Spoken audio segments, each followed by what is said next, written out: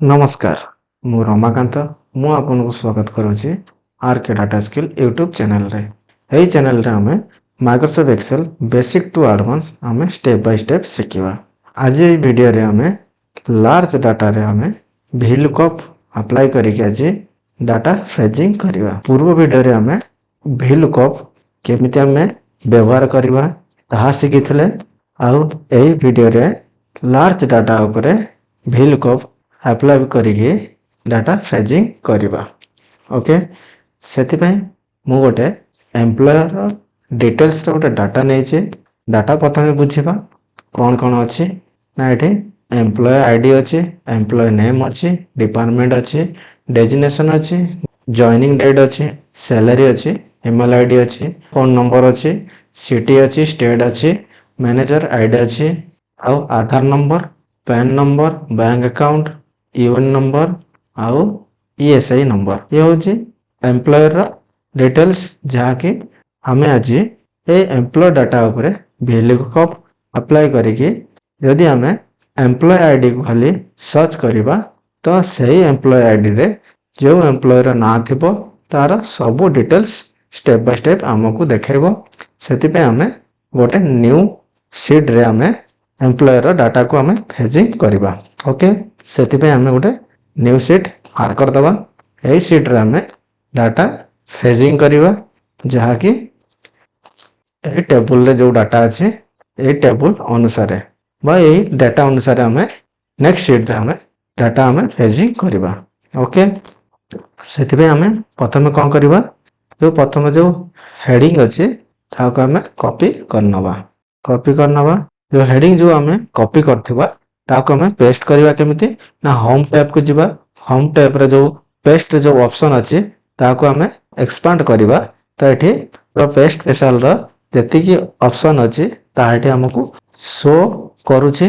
तो सेठी रे हमर गोटे ऑप्शन अछि ट्रांसपोज रो ऑप्शन जहा कि हमें डाटा को हॉरिजॉन्टल जो डाटा हमर थिला ता वर्टिकली हमकु अरेंज कर दबो। ओके अरेंज कर दबा कॉलम रेटा के साइज एडजस्ट करनवा।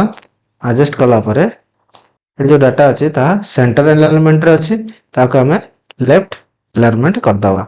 ओके लेफ्ट एलाइनमेंट कर साइला परे हमें एठी कोन करबा ना एम्प्लॉयर आईडी द्वारा हमें एम्प्लॉयर रो फुल डिटेल्स हमें एठी देखिबा।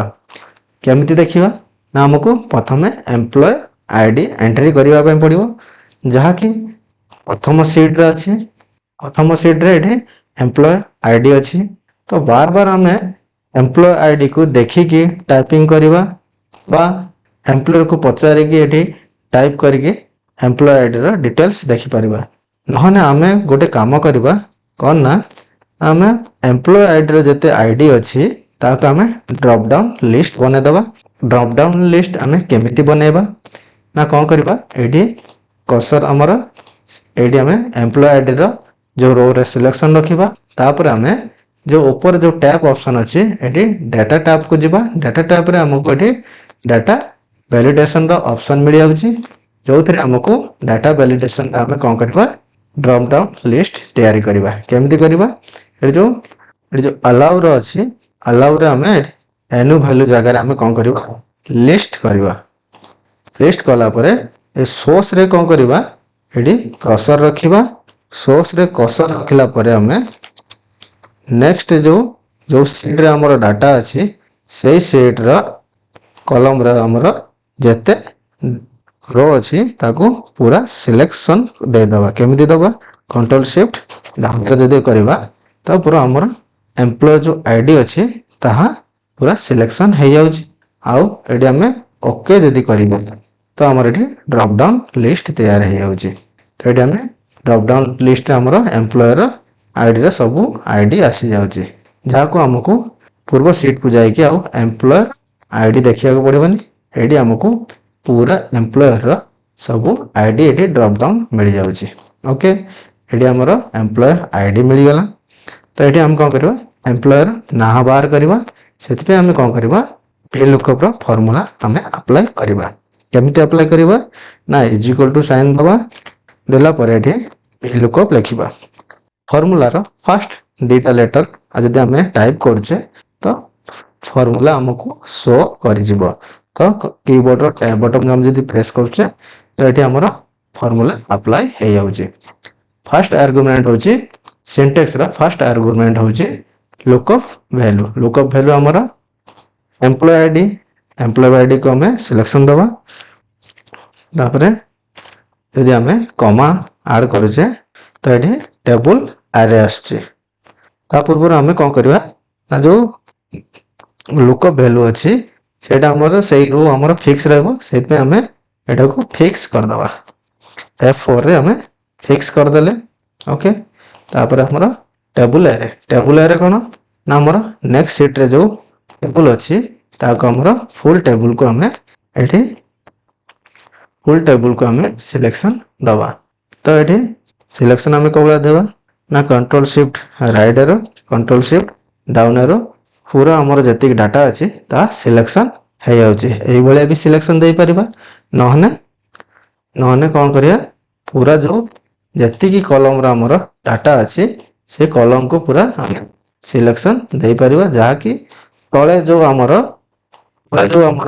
रो खाली रो रही जाउची से खाली रो रे हम चाहिना भी जो खाली रो रही जाउची चाहिना भी हमें एतरे डाटा जतले हमें एंट्री करिबा अन्य जदि एम्प्लॉयर डाटा हमें एंट्री करिबा तो से हमर नेक्स्ट शीट रे हमें ताको फेजिंग कर परिबा।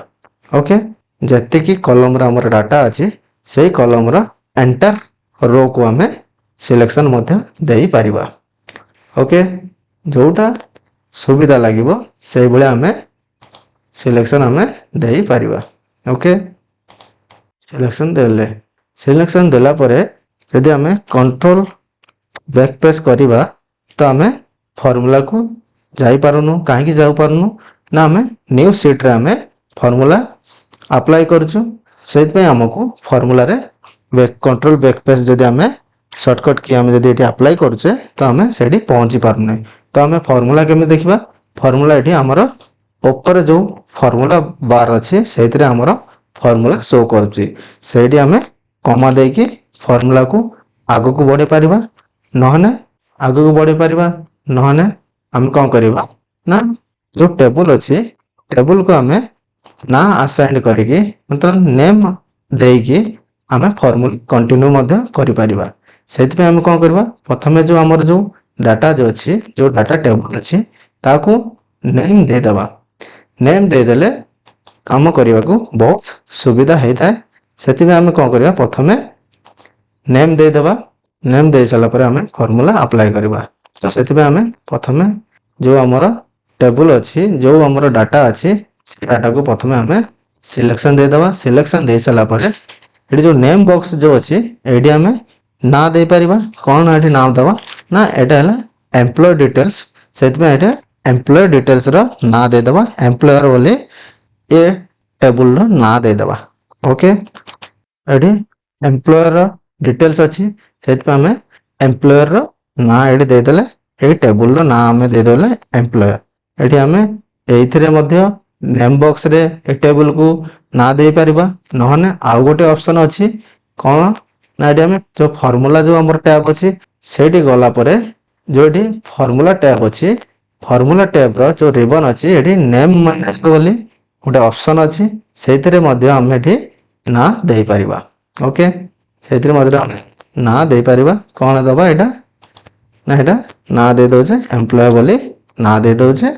ओके एटा एम्प्लॉय बोली ना दे दोचे। ओके ए ना दे देले एटा हला एम्प्लॉयर टेबल बोली नेम बॉक्स रे भी शो करिवो आ एठी हमर फार्मूला जदी फार्मूला टैब को जिबा फार्मूला टैब रे हमर नेम मैनेजर मध्य एठी एम्प्लॉयर टेबल शो करिवो।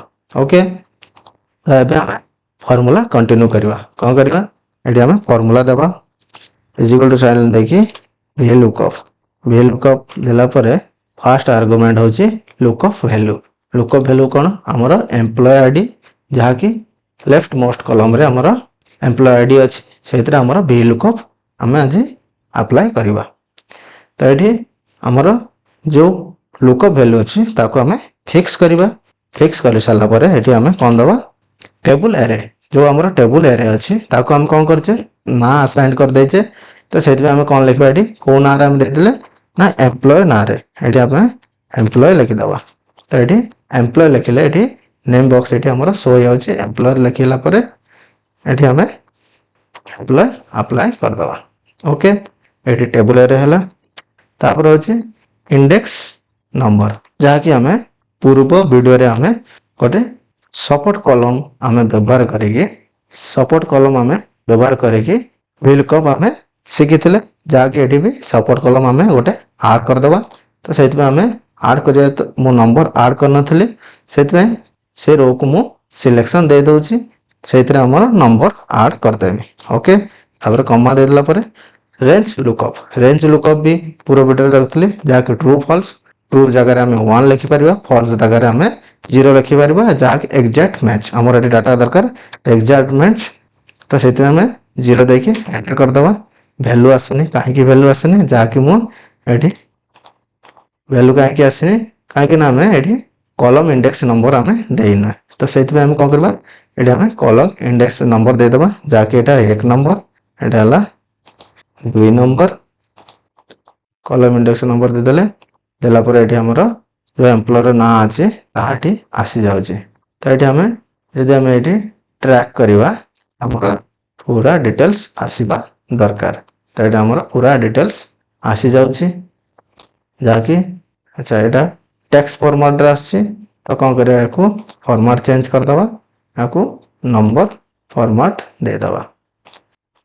ये नंबर फॉर्मेट देकी असाइन करदेले जहाँकि डाटा को बहुत सहजरे बहुत कम समय डाटा फिशिंग हो जाउची ताकि एम्प्लॉयर सब डिटेल्स ये आमको बहुत जल्दी देखा जाउची।